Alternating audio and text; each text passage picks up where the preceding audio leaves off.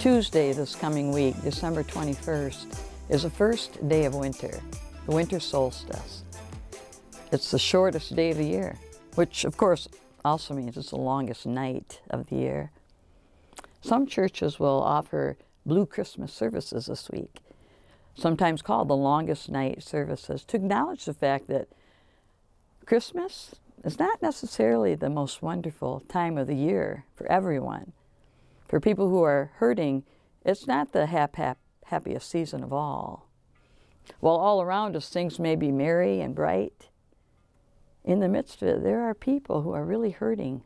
People who have lost their jobs or are in financial crisis. People who are separated from their loved ones due to military deployment or even incarceration.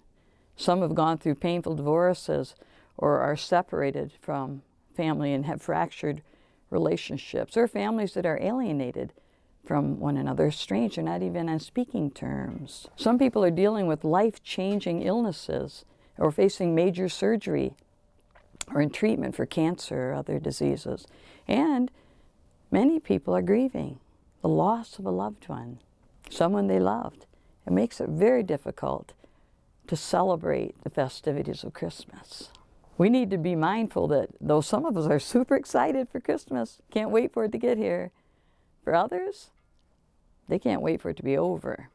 The reality is Christmas doesn't make a lot of folks feel better, it just makes them feel bitter. My name is Kathy Dobie, and I'm a partner at Sycamore Creek Church and a volunteer in the teaching and vision teams.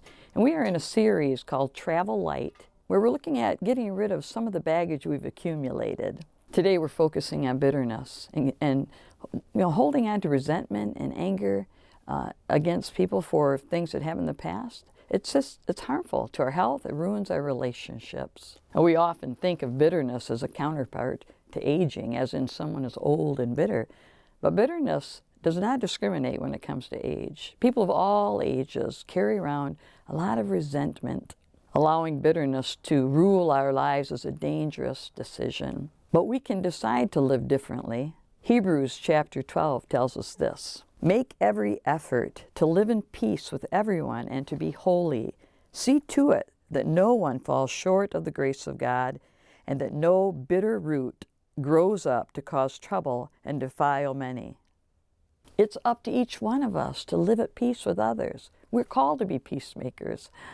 I don't know about you, but I find that a little challenging. There are just some people who take more effort to live peaceably with. You know what I mean?